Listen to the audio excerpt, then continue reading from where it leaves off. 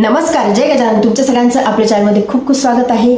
मी तुमच्यासोबत एक video share केला होता की नवीन वर्षाच्या सुरुवातीला तुम्ही गुरुवार आहे, 1 तारीख आहे, तर श्री गजानन महाराजांचं गुरुवारचं 21 गुरुवारचं व्रत हे नक्की करा. तुमच्या कसल्याही इच्छा असतील त्या नक्की पूर्ण होतील.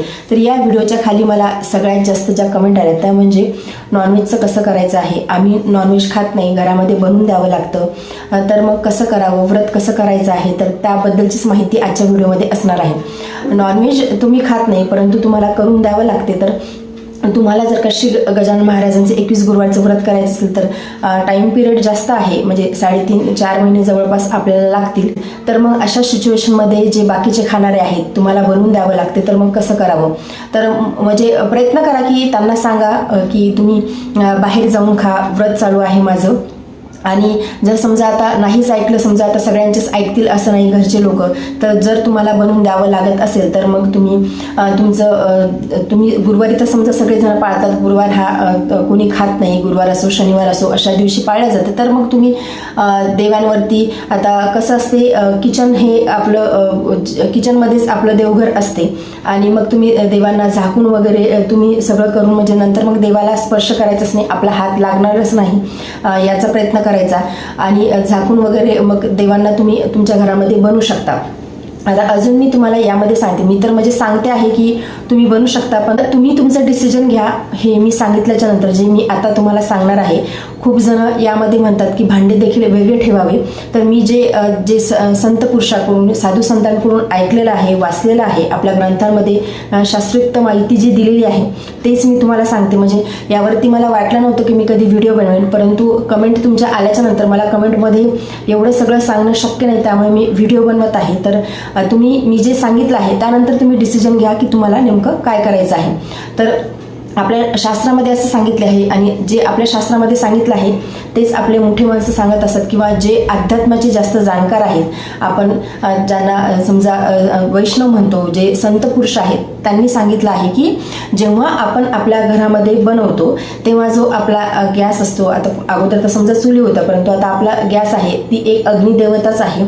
आपण तिथे बनवत असतो तर ते देखील अशुद्ध होते आणि नंतर जरी आपण ते भांडे वेगळे ठेवले, आपण दुसऱ्या भांड्यांमध्ये नंतर मग आपला जो सात्विक स्वयंपाक आहे तो आपण करत असू आणि त्याचा नैवेद्य आपण देवांना दाखवत असू, तरी सुद्धा आपल्याला त्याचे दोष लागतात. त्यामुळे घरामध्ये नॉनव्हेज बनवू नये. जर आपण अध्यात्माच्या वाटेवरती चाललो आहोत तर, म्हणजे आपण अध्यात्म पण करतो आहोत आणि एका साईडला ह्या देखील गोष्टी चालू आहेत, तर मग त्याचे दोष नक्की लागतात. त्यामुळे जर तुम्ही व्रत करत असाल तर तुम्ही प्रयत्न करा की तुमच्या घरामध्ये बनलं नाही पाहिजे. आणि आता खूप जणी खात नाहीत परंतु त्यांची मजबुरी असते की त्यांना घरामध्ये बनवून द्यावं लागते, परंतु जर का इच्छा असेल की माझ्या घरातल्या लोकांनी देखील खाऊ नये, तर महाराज तुमची नक्की इच्छा पूर्ण करतील. म्हणजे अध्यात्मामध्ये खूप जास्त शक्ती आहे. त्यामुळे तुमची जर का तशी इच्छा असेल की माझ्या घरातल्या लोकांनी खाऊ नये, तर तुम्ही हळूहळू जेव्हा तुम्ही हे सगळं करायला लागाल, तुम्ही अध्यात्माच्या वाटेवरती चालाल किंवा तुम्ही महाराजांची भक्ती कराल, तर हळूहळू जे बाकीचे लोक आहेत ना ते देखील बदलायला लागतात.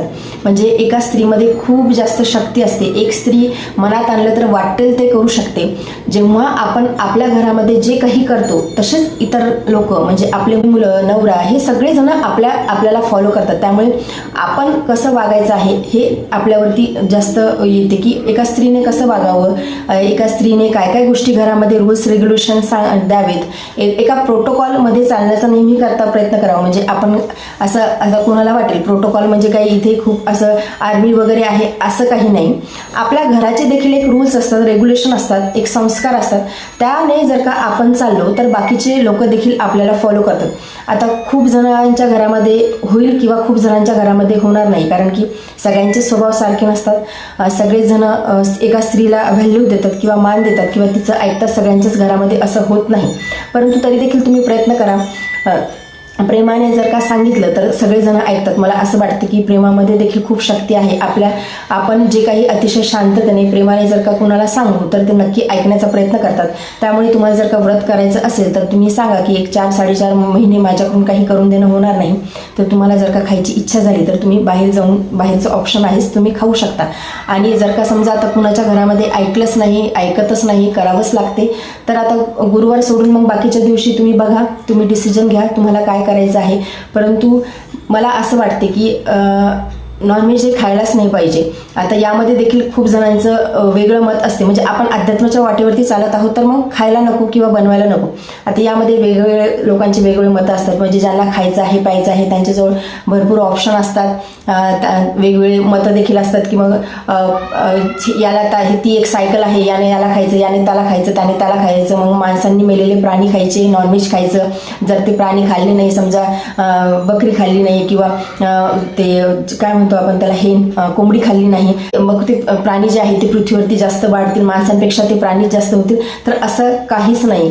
देवाने प्रत्येक प्राणी हा बनवलेला आहे, प्रत्येक त्याच्या कामासाठी बनवलेलं आहे, परंतु आपण माणसाने ते सगळं काही त्याचा विध्वंस लावलेला आहे. त्यामुळेच हे कलियुग आहे असं म्हणतात आणि कलियुगामध्ये सगळीकडे विध्वंसच चालू आहे. आपण बघत आहोत की प्रत्येकाची मानसिकता कशी बदललेली आहे.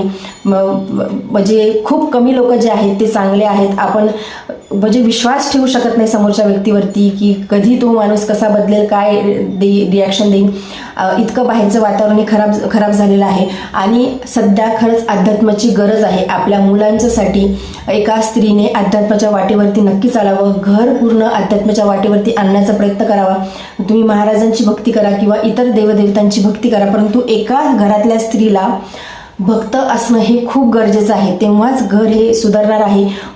आपल्या मुलांना आपण चांगले संस्कार देणं गरजेचं आहे, मग ती मुलगी असो किंवा मुलगा असो, परंतु आपल्या घरातून स्वतःकडून चांगले संस्कार जाणे हे खूप गरजेचं आहे. कारण आत्ता पहिले आपण जेव्हा होतो तेव्हा आपल्याला एवढे सोर्सेस नव्हते, मोबाईल नव्हता, TV नव्हते, म्हणजे होतं तर ते खूप लिमिटेड होतं. आता सगळं काही अनलिमिटेड झालेलं आहे.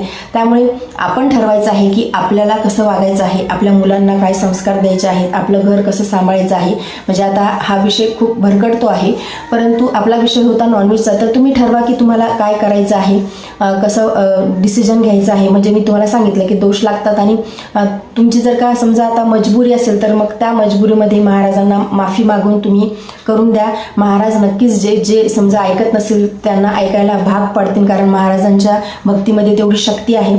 आणि मला तर मला म्हणजे नॉनव्हेजचा काही विषयच नाही, कारण की आमच्या घरी सगळेजण माळकरी आहेत, माझ्या माहेरी, माझ्या सासरी.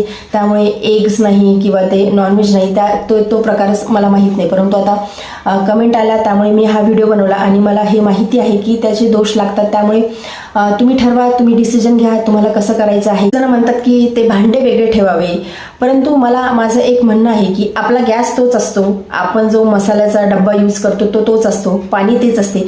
सगळीकडे हात लागतात, परत आपण तेच दुसऱ्या दिवशी आपण जेवणामध्ये तेच सगळे मसाले वगैरे टाकतो आणि स्वयंपाक करतो, तोच नैवेद्य आपण देवांना दाखवतो.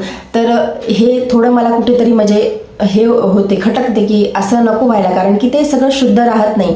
आणि जेवढं आपलं सात्विक भोजन असेल, म्हणजे कुणीही असो, जेवढं आपलं सात्विक भोजन असेल तेच आपल्यासाठी चांगलं आहे. आता हे नवीन फॅड आहे, प्रोटीन्स खायचं आहे किंवा हे करायचं आहे ते करायचं आहे, प्रोटीन शरीरामध्ये गेलं पाहिजे. परंतु सध्या जे काही वेगवेगळे फॅट्स जगामध्ये आलेले आहेत त्यापासून आपण दूर असलेलंच बरं. प्रत्येक वेळी प्रत्येक गोष्ट ही नवीन येते, आपण किती गोष्टी फॉलो करणार. त्यामुळे आपण जर का अध्यात्माच्या वाटेवरती चाललो आहोत तर आपल्याला जे आपल्या शास्त्रयुक्त माहिती आहे आणि जे आपल्या शास्त्रामध्ये सांगितलं आहे ते शास्त्र धरूनच आपल्याला पुढे जायचं आहे, तेच आपल्याला मार्गी लावणार आहे. आपल्या शास्त्रामध्ये सांगितलं आहे हे चुकीचं आहे तर हे चुकीचंच आहे. उगीच एवढे ग्रंथ आपल्यासाठी लिहून ठेवलेले नाही आपल्या पूर्वजांनी किंवा त्या साधू संतांनी, ते उगीच लिहून ठेवले नाही. त्यामुळे आपल्याला शास्त्रावरती काही संशय न घेता ते ब्लाइंडली आपण फॉलो करायला हवे, तेव्हाच आपले जीवनाची जी नैया आहे ती पार जाणार आहे. त्यामुळे तुम्ही बघा तुम्हाला कसं करायचं आहे. 21 गुरुवारचं व्रत करायचं आहे, तुम्ही नक्की करा. महाराजच हा प्रॉब्लेम सॉल्व्ह करतील. त्यामुळे तुम्ही अतिशय श्रद्धेने मनातून श्री गजानन महाराजांचे 21 गुरुवारचं व्रत करा. तुमच्या इच्छा प्राप्तीसाठी, तुमचे जे अडकलेले काम आहेत ते पूर्ण होण्यासाठी महाराज सगळं काही बघून घेतील. महाराजांना सगळं काही दिसते आणि महाराजच यातून काहीतरी मार्ग दाखवतील. महाराज सगळ्यांचं कल्याण करतील. तर आजच्या व्हिडिओमध्ये एवढंच. व्हिडिओ जर तुम्हाला आवडला असेल तर व्हिडिओ लाईक करा, चॅनलवरती नवीन असेल तर चॅनलला सबस्क्राईब करा. जय गजानन, धन्यवाद.